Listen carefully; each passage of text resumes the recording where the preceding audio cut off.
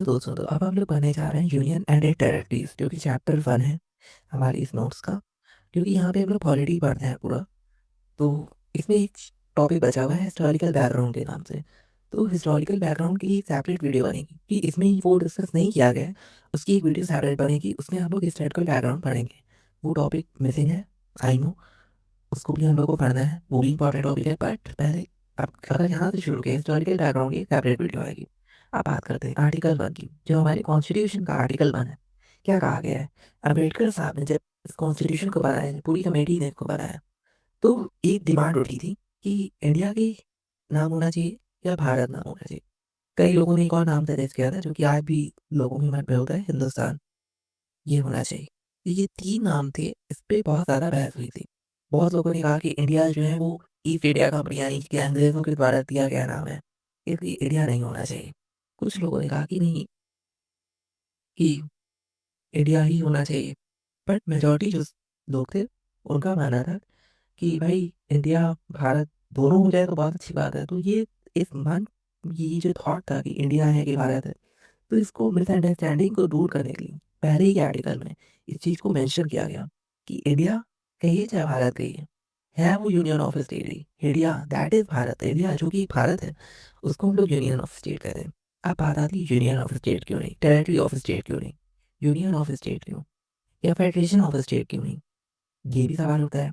तो भाई federation of state वहाँ कहते हैं जब हमारे जितने भी स्टेट्स हैं वो आकर साथ में बैठते और एग्रीमेंट करते कि हाँ भाई, हम जो सेंट्रल गवर्नमेंट है उसे हम लोग अपनी पावर, मतलब उसको एक पावर देते हैं और एक होते हैं। बट यहाँ पे एग्रीमेंट नहीं हुआ, यहाँ पे सेंट्रल गवर्नमेंट ही मेन गवर्नमेंट है, उसके अंडर में सारे राज्य आते हैं। तो जो सबसे ज़्यादा पावर होती है वो सेंट्रल गवर्नमेंट की पास होती है, उसके बाद पावर डिवाइड्स होती है। तो इस वजह से कि स्टेट्स और टेरिटरीज, इसलिए यूनियन ऑफ स्टेट कहा गया, फेडरेशन, क्योंकि यहाँ पे कोई एग्रीमेंट नहीं हो रहा है। यूएस में क्या होता है, वहाँ पे एग्रीमेंट होता है एक तरीके का। उस एग्रीमेंट में डिसाइड किया जाता है कि भाई जो सेंट्रल है उसको हम लोग पावर दे रहे हैं, और सेंट्रल गवर्नमेंट को अगर कोई भी चेंजेस करने होते हैं स्टेट के, जो उसके स्टेट का काम होता है, उस पर कुछ अगर चेंजेस करने हैं, स्टेट की बाउंड्री वगैरह बढ़ानी है, घटानी, सबसे पहले वो स्टेट को उसे पूछना पड़ेगा, स्टेट से परमिशन लेनी पड़ेगी। बट ऐसा यहाँ पे नहीं होगा, यहाँ पे सेंट्रल गवर्नमेंट चाहे तो चेंज कर सकती है स्टेट की बाउंड्रीज वगैरह, क्योंकि सेंट्रल गवर्नमेंट ही मेन गवर्नमेंट है और उसकी पावर सबसे ज़्यादा है यहाँ पे। इस चीज़ को बताया गया, जो स्टेट्स और जो टेरिटरीज हैं वो बताया गया है फर्स्ट शेड्यूल में। तो आपको कमेंट सेक्शन में एक क्वेश्चन है कि आज की डेट में, प्रेजेंट डेट में, आज के समय में टोटल स्टेट्स तो आपको पता ही हैं, तो कितनी यूनियन टेरिटरीज है? और बीच में जो यूनियन टेरिटरीज कम हो गई, क्यों कम हुई? क्योंकि वो उसका आंसर नेक्स्ट वीडियो करेंगे, उसको आपको कमेंट सेक्शन में लिखना है कि टोटल यूनियन टेरिटरीज कितनी है, शुरुआत में कितनी थी और कौन कौन सी हटा करके एक कर दिया गया। इस चीज़ को आपको कमेंट सेक्शन में आंसर देना। आगे बात करते हैं। बताया गया कि जो टेरिटरीज ऑफ इंडिया है, यूनियन ऑफ स्टेट क्यों कहा गया? पहली चीज़, यूनियन ऑफ स्टेट यानी कि स्टेट्स का एक समूह, जो यूनियन है पूरा, इसमें क्या-क्या आता है? इसमें आता है टेरिटरीज़, जो पूरी स्टेट की टेरिटरीज़ है वो आती है। यूनियन टेरिटरीज़ कौन-सी होती हैं? जो वहाँ पे सेंट्रल गवर्नमेंट डायरेक्ट रूल करती है। यहाँ पे नो इलेक्शन वगैरह होता है, बट मेन इलेक्शन नहीं होता। यहाँ पे सेंट्रल गवर्नमेंट का डायरेक्ट गवर्नर रूल करता है। और जो नेक्स्ट है, टेरिटरी जो कि गवर्नमेंट ऑफ इंडिया कभी एक्वायर करेगी। आपको पता होगा जिस समय हमारा कॉन्स्टिट्यूशन बना था, उस समय बहुत सारे ऐसे राज्य थे जो इंडिया के, मतलब उनका ये था कि जैसे जम्मू एंड कश्मीर है, हैदराबाद है, ये सब ऐसे राज्य, उस समय ऐसा एरिया था कि जहाँ पे जो प्रिंसली स्टेट्स थे, यानी जो राजा रजवाड़ा का जो एरिया था, उसमें उन्होंने ये म्यूचुअली डिसाइड किया कि भाई हम इंडिया के साथ नहीं जाएँगे। तो सरदार वल्लभ भाई पटेल का ये बहुत बड़ा योगदान था कि पूरे इंडिया को उन्होंने जोड़ा आपस में। वरना आज बहुत सारे स्टेट ऐसे होते जिसमें हम लोग को जाने के लिए वीज़ा लेना पड़ता। तो ये बात है, क्योंकि उस समय पता था, लोगों ने इतना अनुमान लगा लिया था कि भाई घूमने भी आगे और भी टेरिटरी एक्वायर करें, तो इसलिए को माना जाता है कि टेरिटरीज़ जो कि एक्वायर की जाएगी गवर्नमेंट ऑफ इंडिया के द्वारा आने वाले समय में या कभी भी, उसको भी हम लोग एज़ अ टेरिटरी ही मानेंगे और उसको स्टेट का दर्जा आगे जाके मिल भी सकता है। जैसे सिक्किम हो गया। सिक्किम की स्टोरी ये है कि भाई सिक्किम के जो बाद का एरिया है, सिक्किम जब हमारा देश आज़ाद हुआ, तो उसको बाद में जाके हम लोग ने स्टेट का दर्जा दिया। बहुत समय तक वहाँ डिमांड थी कि स्टेट रूल होना चाहिए, बाद में बहुत ज़्यादा जाके हम लोगों ने स्टेट रूल का दर्जा उसको मिला। तो ये तो यहाँ पे सवाल पूछा गया, व्हाई यूनियन ऑफ स्टेट? क्यों नहीं फेडरेशन ऑफ स्टेट हुआ, यूनियन ऑफ स्टेट? जिसके बारे में हम लोगों ने डिस्कस किया कि भाई हम लोग यहाँ पे एग्रीमेंट नहीं कर रहे हैं इस स्टेट के साथ उनके, इसलिए। और यहाँ पे स्टेट के पास कोई भी राइट नहीं है कि यहाँ पे वो आपस में सक्सीड होकर के अलग हो जाए स्टेट से। यहाँ पे ऐसा कोई राइट नहीं है अलग होने का। इस वजह से 2 यहाँ पे पॉइंट यहाँ पे बताए गए। और नेक्स्ट चीज़ है territory of India. Not only states but union territories that may be acquired government of India. जिस चीज़ को हमने बताया उसी चीज़ के बारे में मेंशन किया गया है। तो union of India only state, but territories of India में सबको याद है, स्टेट्स भी आता है, यूनियन टेरिटरीज भी आती हैं। और वो सब भी टेरिटरीज होती हैं जो गवर्नमेंट आगे चल के एक्वायर करेगी, वो सब भी टेरिटरीज आती हैं। अब आर्टिकल 2 क्या कहता है? तो यहाँ पे इसको भी बताया गया कि states are the member of federal system, share distribution of power with the centre, union territories are acquired territory directly administered by central government. इस चीज़ को मैं आपको बता दिया कि यूनियन टेरिटरी वो टेरिटरीज होती है जहाँ डायरेक्ट गवर्नमेंट का फैशन होता है। अब आर्टिकल 2 की बात करते हैं, a power of the parliament. Article 2 क्या कहता है? आर्टिकल 2 ये कहता है कि जो हमारा पार्लियामेंट है वो किसी भी राज्य को एडमिट कर सकता है। इंडिया में कोई भी राज्य हो गया या कोई भी टेरिटरी हो गई, उसको अगर स्टेट होल्ड का दर्जा देना है या उसकी बाउंड्री बढ़ानी है या उसको ऐसा इस्टेब्लिश करना है एज स्टेट, वो स्टेट नहीं है उसको स्टेट के रूप में इस्टेब्लिश करना है, तो वो काम हमारी पार्लियामेंट का है, वो कर सकते हैं। नया स्टेट उसे एक घोषित करना है किसी एरिया को एक नए स्टेट के रूप में। तो रिसेंटली कौन सा स्टेट है जिसको नया स्टेट, जो रिसेंट नॉर्मली मतलब एक तरीके से जो लास्ट कौन सा स्टेट है इसको आप कमेंट कर सकते हैं। तो आर्टिकल 2 ये बता रहा है कि जो एडमिशन है एस्टेब्लिशमेंट ऑफ न्यू स्टेट का are not a part of union of India, वो पार्ट नहीं है यूनियन ऑफ इंडिया का। इस चीज़ को आप नोट कर सकते हैं, यहाँ भी एक नोट के तौर पे बताया गया है। आर्टिकल 3 क्या कहता है? आर्टिकल 3 कहता है ऑथराइज द पार्लियामेंट। हमारे पार्लियामेंट को ये पावर दी गई है।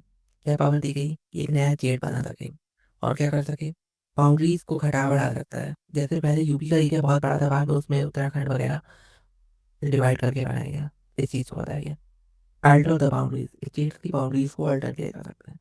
तो इस चीज़ को बताया गया। न्यू स्टेट में क्या क्या आते हैं, जैसे हमारे टेरिटरीज को सेपरेट करना होगा, यूनाइट करना होगा 2 और मोर ज़्यादा स्टेट्स को।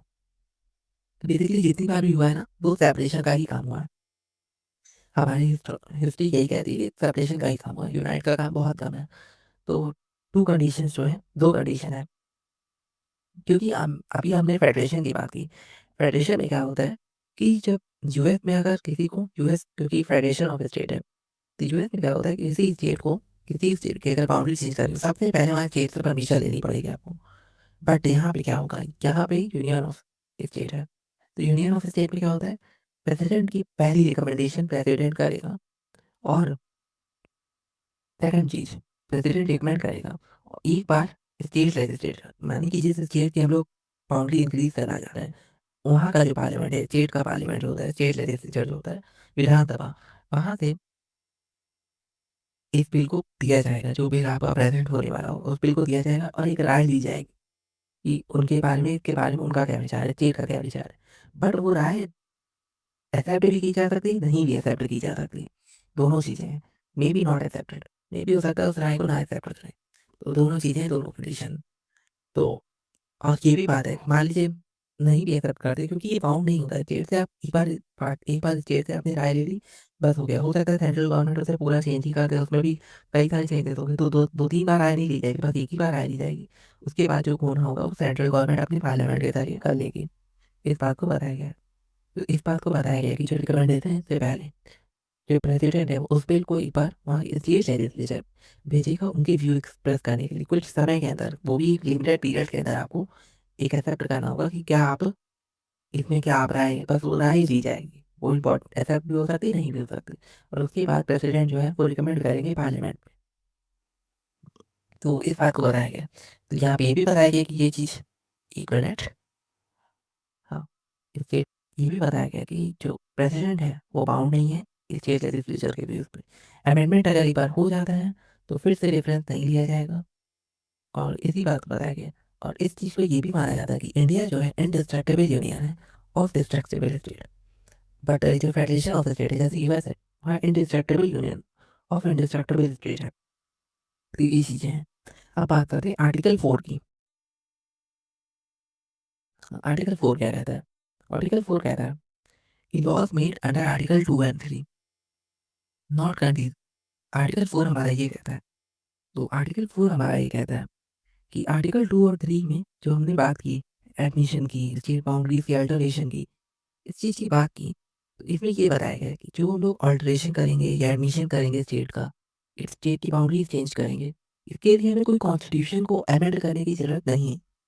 इसको अमेंड करने की ज़रूरत नहीं है। आर्टिकल 3 जो क्लियर कह रहा है कि कॉन्स्टिट्यूशन का अमेंडमेंट हो सकता है, बट उसके लिए अलग-अलग मेथोडोलॉजी जिसको हम लोगों ने डिस्कस किया था प्रीवियस वीडियो में। इसलिए यहाँ पे ये बताया गया कि यहाँ पे कॉन्स्टिट्यूशनल अमेंडमेंट की ज़रूरत नहीं है। तो ये जो बिल पास होगा ना आपका अल्टरेशन का और एडमिशन का, ये एक सिंपल मेजॉरिटी से पास होगा।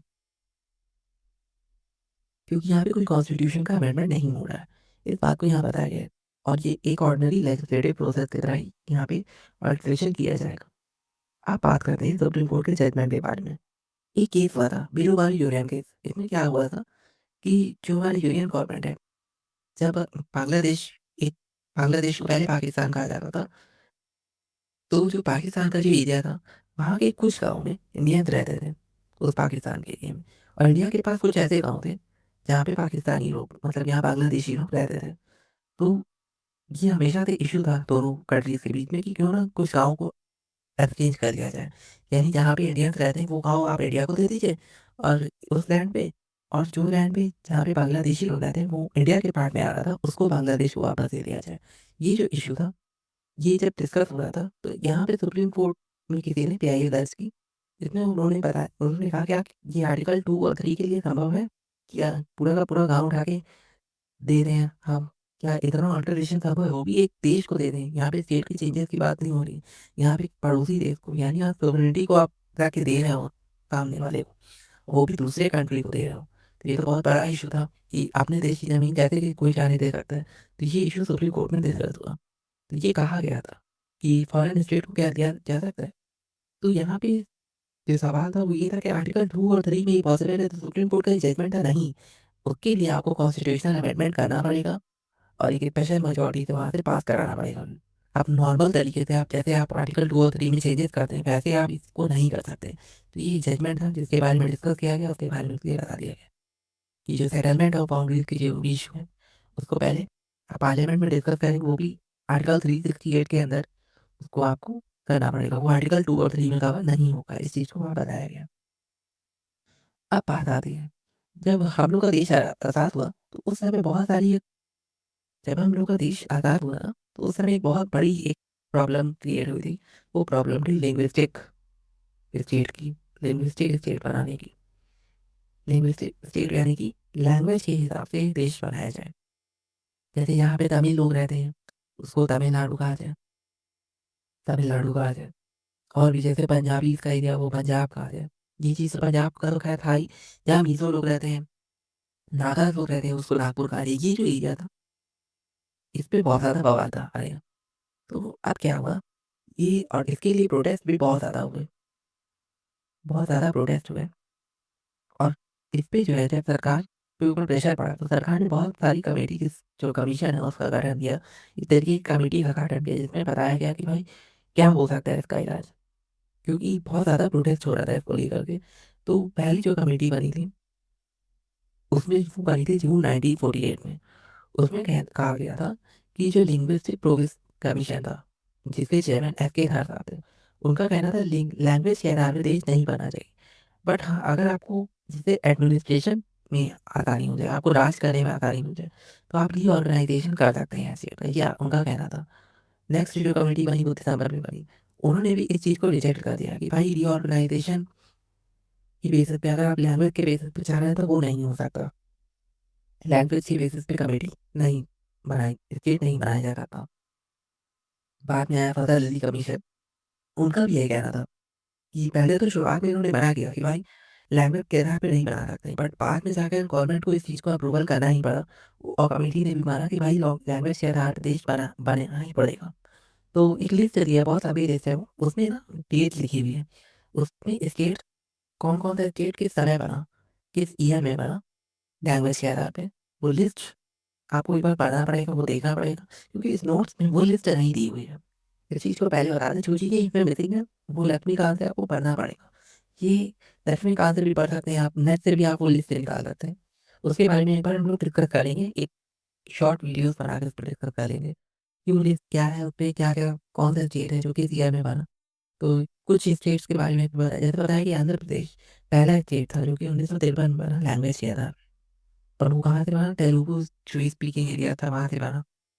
तो इस चीज़ को यहाँ बताया गया है कि मज़ाक स्टेट के एरिया से वो बना। तो वो लिस्ट एक बार आप लोगों को ज़रूर खिला देना है।